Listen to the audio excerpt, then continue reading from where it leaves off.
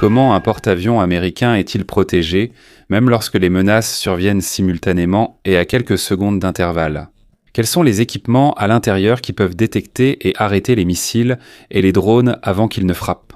Mais avant de continuer, merci de mettre un j'aime à cette vidéo. C'est très important pour nous, les créateurs de contenu. Merci beaucoup.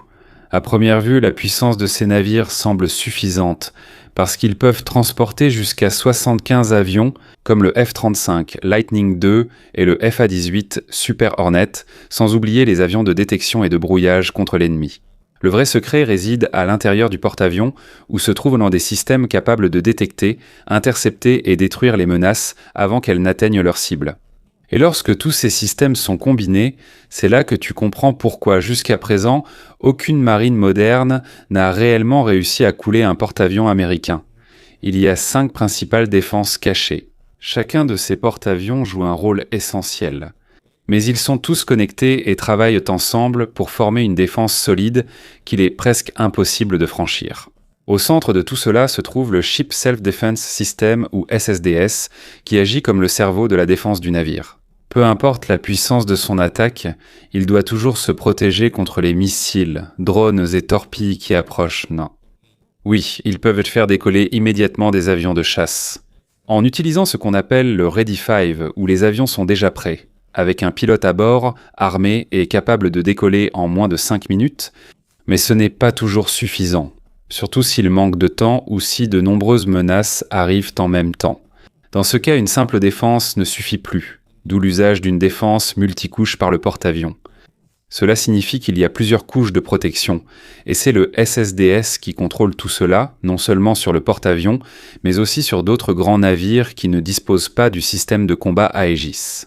Le rôle du SSDS est de combiner tous les capteurs et toutes les armes du navire en un seul système, depuis la détection de la cible, son suivi, jusqu'à la décision sur la manière de l'arrêter. Il peut faire tout cela presque instantanément, bien plus rapidement qu'un humain ne le pourrait. Ainsi, avant même que la menace n'arrive, elle est déjà interceptée. Sur un porte-avions américain, de nombreux types de capteurs sont utilisés. Un système électronique capable de détecter les signaux ennemis et un système capable de déterminer si une cible est amie ou ennemie. Sur les porte-avions plus récents, ils utilisent déjà des systèmes de détection plus avancés, comme le SPI-3 et le SPI-4, qui fournissent des informations plus rapidement et plus clairement. Mais il est important de noter que le SSDS ne renforce pas chaque capteur individuellement, mais il combine toutes les informations provenant de ceux-ci afin de créer un suivi clair et unique de la cible. Ainsi, il peut aussi recueillir des données provenant d'autres navires, d'avions et même de ceux qui sont au sol, en utilisant ce qu'on appelle la Cooperative Engagement Capability et les intégrer aux propres données du porte-avions. Le résultat, c'est un suivi plus clair, une réaction plus rapide et une chance plus élevée de contrer la menace, surtout contre les missiles de croisière qui volent rapidement et à basse altitude. C'est bien de pouvoir détecter et suivre rapidement la cible, mais ce n'est que la première partie de ce que fait le Ship Self-Defense System ou SSDS. Parce qu'une fois qu'il a acquis la cible, il n'est plus nécessaire qu'une personne décide quoi utiliser. Parce qu'il est capable de choisir la bonne arme et de l'utiliser immédiatement contre la menace. Ainsi, de la détection à l'attaque, il peut tout faire presque simultanément, avec une rapidité et une précision extrême. Le SSDS contrôle également toutes les armes du porte-avions qui détruisent directement la cible. Mais ce n'est pas tout. Il peut aussi utiliser d'autres méthodes qui n'impliquent pas de destruction pour stopper l'ennemi, comme le déploiement de leurres pour tromper les missiles entrants ou l'utilisation de systèmes électroniques pour perturber le contrôle de l'ennemi. Le but est de dévier la menace de sa trajectoire ou de lui faire complètement perdre sa cible avant qu'elle ne s'approche. Ce système est également régulièrement mis à jour pour suivre l'évolution des combats et le nombre croissant de nouvelles menaces aujourd'hui. La version actuelle est le SSDS Mark II, qui existe en différentes versions selon le type de navire. Par exemple, les porte-avions de classe Nimitz utilisent le mode Han, tandis que les porte-avions plus récents de classe Ford utilisent le mode 6. Il existe une mise à niveau encore plus avancée appelée SSDS Baseline 12 qui offre une détection plus rapide et plus moderne, une protection renforcée contre le piratage et des performances plus fiables même dans des situations extrêmes. Cette mise à niveau comprend également une autre défense très importante appelée CWIP Block 3 qui est une version améliorée de l'ancien système de guerre électronique, et dont le rôle est de brouiller les signaux utilisés par l'ennemi pour contrôler ses missiles et ses drones. Ainsi, lorsque ce signal est brouillé, il y a de fortes chances que la menace ne touche pas sa cible, car elle peut dévier, perdre sa direction ou même s'écraser avant de causer des dégâts. Ce système sert aussi bien à la défense qu'à l'attaque.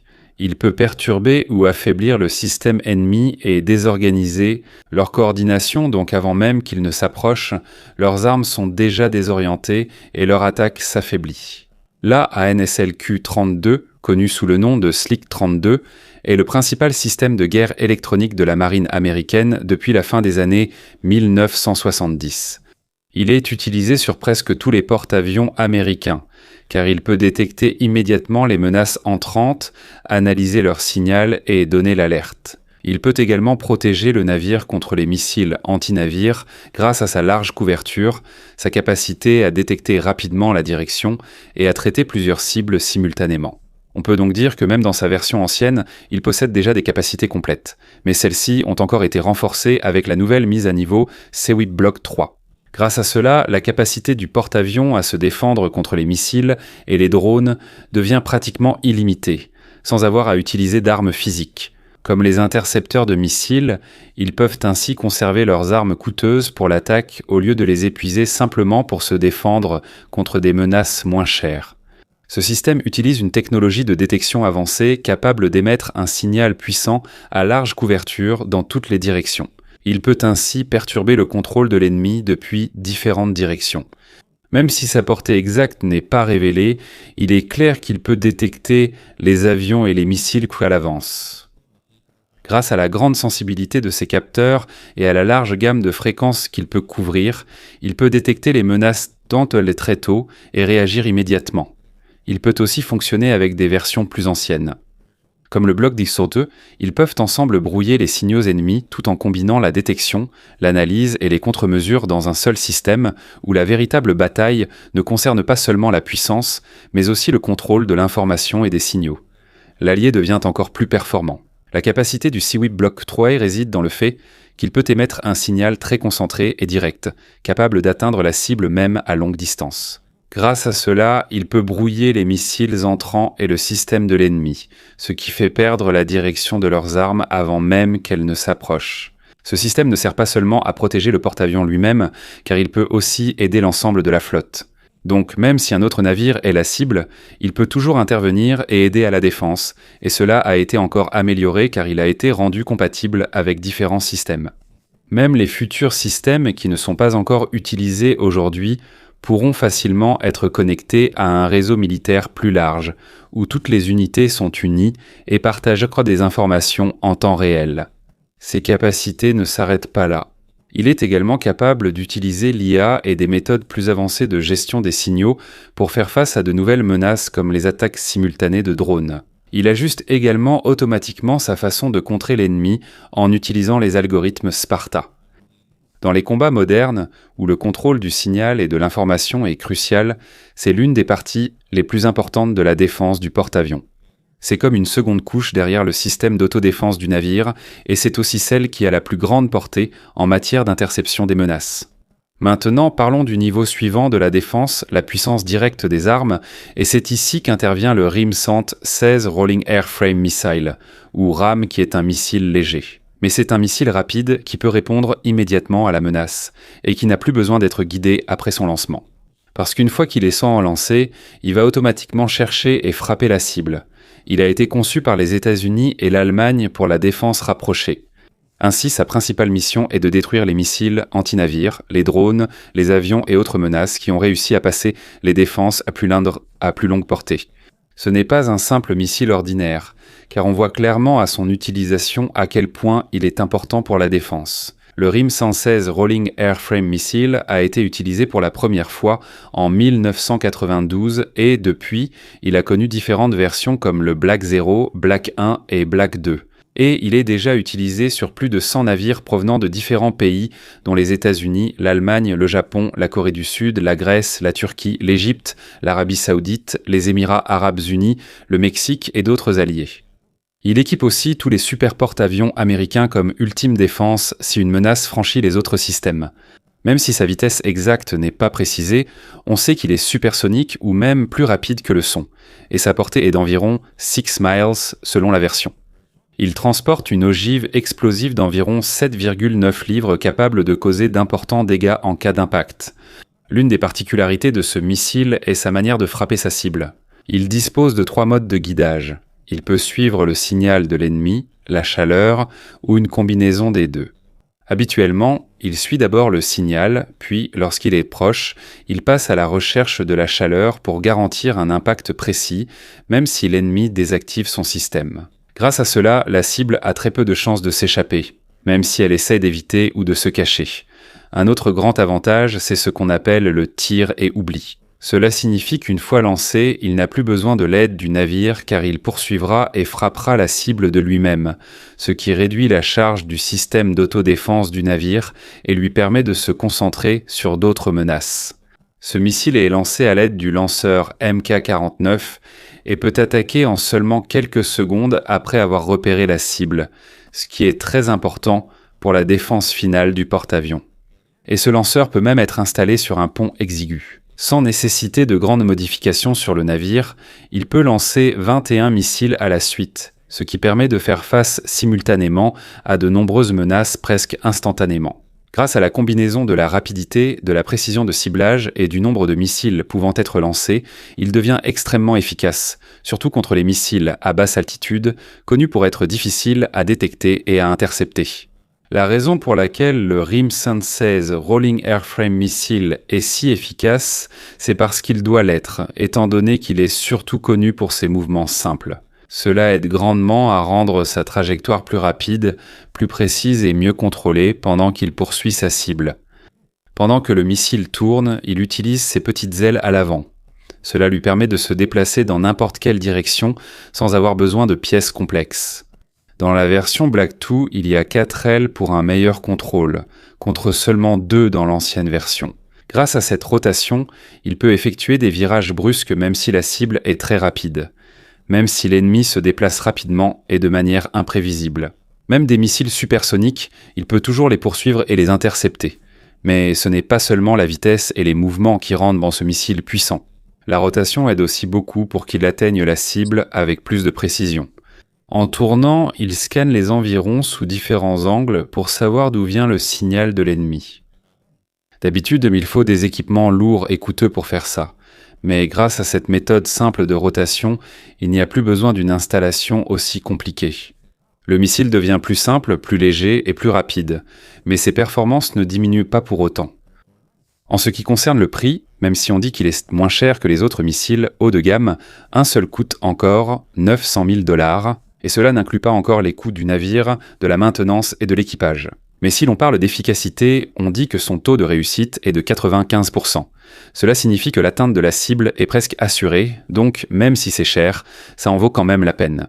Surtout parce que c'est la dernière défense du porte-avions. Si l'ennemi parvient à franchir toutes les couches précédentes, c'est celle-ci qui sera la dernière à l'arrêter. Et ici, on voit clairement à quel point la défense du porte-avions est complète. Parce que tandis que le destroyer de classe Arleigh Burke est le premier à intercepter la menace avec des missiles longue portée, comme le SM-2 et le SM-6, le RIM-116 attend à la toute fin, prêt à s'assurer que rien ne passe. Mais si l'on parle uniquement du porte-avions lui-même, il y en a un autre qui a une portée encore plus grande que le RIM-116. C'est le RIM-100 62ES SM Block 2.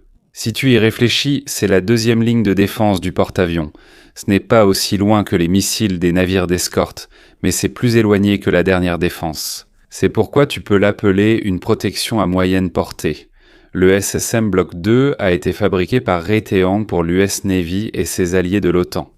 Il a commencé à être utilisé en 2020 et c'est la version la plus récente du programme Sea Sparrow qui existe depuis longtemps. Son rôle est d'intercepter différents types de menaces aériennes, en particulier les cibles rapides et manœuvrantes comme les missiles antinavires supersoniques. Il est déjà utilisé aujourd'hui par de nombreux pays comme les États-Unis, l'Australie, le Canada, le Danemark, les Pays-Bas, la Norvège, la Turquie et d'autres encore. Cela signifie qu'il a déjà été testé et qu'il est fiable lors de véritables opérations. L'une des améliorations les plus importantes du Block 2 est son propre système de détection. Cela signifie qu'ils sont capables de suivre la cible même sans être continuellement guidés par le système du navire. Comme le RIM 116, il est capable d'atteindre sa cible même dans des situations chaotiques, surtout lorsqu'il y a de multiples menaces simultanées, comme un essaim de drones ou des missiles volant à basse altitude. Mais son grand avantage réside dans sa portée et sa puissance. Il peut atteindre près de 27 miles nautiques et transporte une charge explosive plus importante. Il emporte une charge explosive de 86 livres et dispose d'un capteur qui le fait exploser dès qu'il approche la cible. Grâce à la combinaison de la portée, de la puissance et du suivi intelligent, il est parfaitement adapté comme couche intermédiaire de défense du porte-avions. Sur la plupart des navires, 4 ESSM peuvent tenir dans une seule cellule de lancement, mais sur un porte-avions, la configuration est différente. Il est installé sur un lanceur spécial surélevé au-dessus du pont. En d'autres termes, si une menace parvient à franchir la première ligne de défense composée de missiles longue portée, l'ESSM Block 2 sera le prochain à intercepter avant d'atteindre la dernière ligne de défense. Mais sur les porte-avions américains eux-mêmes, la méthode de lancement du RIM 162 ESSM Block 2 est différente. Il ne provient pas du dessous du pont, mais directement depuis le pont, à l'aide du lanceur MK-29. Un lanceur à 8 emplacements spécialement conçu pour l'ESSM. Habituellement, un porte-avions dispose de 2 lanceurs MK-29. Cela signifie qu'il y a un total de 16 missiles ESSM prêts à tout moment. C'est une défense puissante. C'est suffisant pour intercepter les menaces qui ont réussi à passer la première couche de défense des autres navires autour. Mais il y a un problème. Lorsque l'ennemi n'est pas seulement un ou deux, mais une grande nuée de drones ou de missiles bon marché, il est possible que ces 16 missiles soient rapidement épuisés. Et c'est là qu'entre en jeu le 5e secret de la défense du porte-avions. Ce ne sont plus des missiles, mais des drones contre des drones. Voici le drone intercepteur Coyote Block 2 et le drone intercepteur Roadrunner M. L'idée principale ici est simple mais très importante. Il n'est pas pratique d'utiliser un missile extrêmement coûteux pour abattre un drone bon marché. Imagine, si le drone coûte 30 000 $, mais si tu utilises un projectile qui coûte des millions, tu es déjà perdant au niveau des dépenses même si tu gagnes le combat. Oui, s'il n'y a qu'un seul drone et que la cible est importante, ça peut aller. Mais que faire s'ils arrivent par centaines en même temps? Même si tu les abats, tu risques d'épuiser ta défense. Et leur solution a été drone contre drone. Au lieu d'utiliser des missiles coûteux, ils ont utilisé des drones moins chers pour poursuivre et abattre l'ennemi. Maintenant, d'autres ont copié cette méthode, y compris les États-Unis. Les États-Unis ont eux-mêmes fait l'expérience de ce genre de menace en 2025 lors de l'opération contre les Houthis. Ils ont donc décidé d'adopter la même approche. Ils ont choisi 2 systèmes, le Coyote et le Roadrunner M, pour protéger leur flotte contre les essaims de drones. En d'autres termes, pendant que les missiles ne s'occupent que des grandes menaces, ces drones s'occupent des cibles plus nombreuses et moins coûteuses. Ainsi, les défenses plus chères du porte-avions ne sont pas épuisées. Maintenant, analysons comment fonctionnent réellement ces drones intercepteurs. Le drone intercepteur Coyote Block 2 est un petit drone rapide lancé depuis un tube. C'est comme s'il était éjecté. Il possède son propre moteur à réaction et peut rester en l'air en attendant une cible. Son prix se situe entre 100 000 et 125 000 chacun. C'est moins cher comparé aux missiles. La première version mesure environ 3 pieds de long. L'envergure des ailes est d'environ 5 pieds et il pèse 13 livres. Il peut rester en l'air jusqu'à 1 heure. Dans les versions plus récentes, il est plus rapide. Il peut atteindre près de 345 miles par heure. Comparé à l'ancienne version qui ne faisait que 60 à 80 miles par heure, il a aussi une portée d'environ 9 miles. Il peut être utilisé depuis un navire, grâce à son système de lancement spécial, qui utilise une assistance par fusée pour un départ rapide. Lorsqu'il s'agit d'attaquer, le Coyote a 2 méthodes. Premièrement, il peut exploser près de la cible pour la détruire. Deuxièmement, il existe une version qui n'explose pas. Il utilise simplement une énergie puissante pour neutraliser le drone ennemi en passant à proximité. C'est le drone intercepteur Coyote Block 3 NCAF. C'est plus sûr, surtout si la cible est déjà proche du porte-avions. Parce que si l'ennemi explose, des débris pourraient tomber sur le pont et causer des dégâts.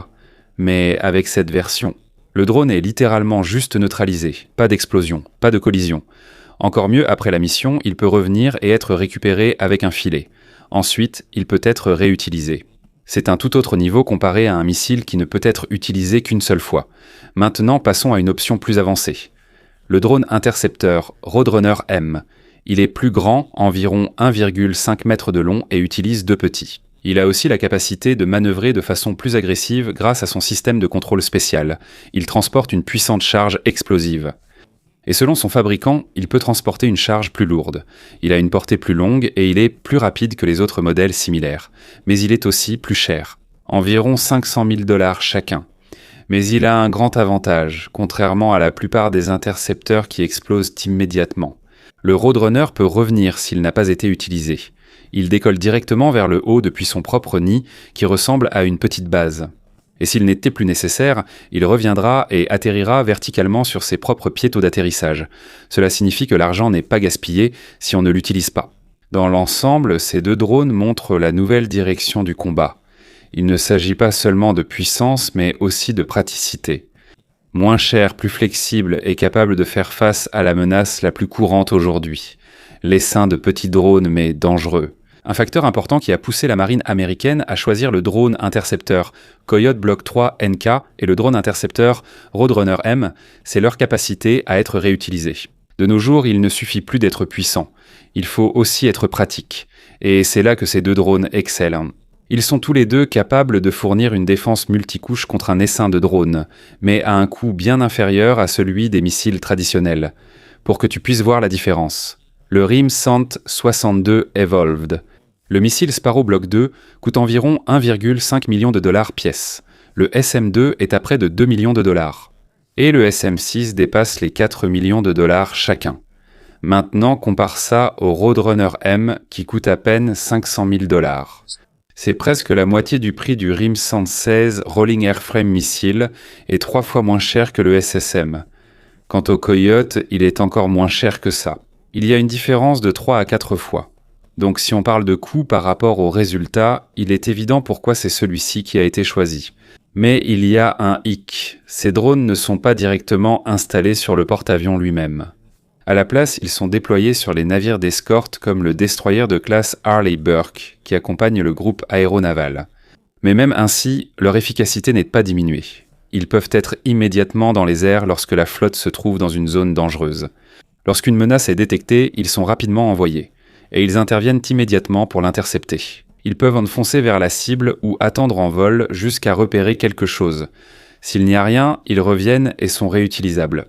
Pour l'instant, il n'est pas encore clair s'ils sont directement contrôlés par le SSDS du porte-avions. Il est possible qu'ils aient leur propre système de contrôle sur le destroyer où ils sont déployés. Mais même si le contrôle est séparé, lorsque toutes les couches de défense sont combinées, c'est là que la véritable puissance du porte-avions se révèle. D'abord, les missiles longues portés des navires d'escorte intercepteront la menace, même à des centaines de miles. Si quelque chose passe, les systèmes électroniques brouilleront le signal ennemi pour qu'il perde sa cible. Si la menace s'approche encore, elle sera interceptée par des missiles ESSM à moyenne portée. Et si quelque chose parvient encore à passer, il y a le missile RIM-116 Rolling Airframe et des drones intercepteurs pour éliminer ce qui reste. Avec toutes ces couches de défense, il est presque impossible pour l'ennemi de s'approcher, encore moins de réussir à couler un porte-avions américain. Cela signifie que peu importe la rapidité ou le nombre de menaces, le porte-avions peut toujours y faire face. Comme ces systèmes sont continuellement mis à niveau, sa défense devient de plus en plus puissante au fil du temps.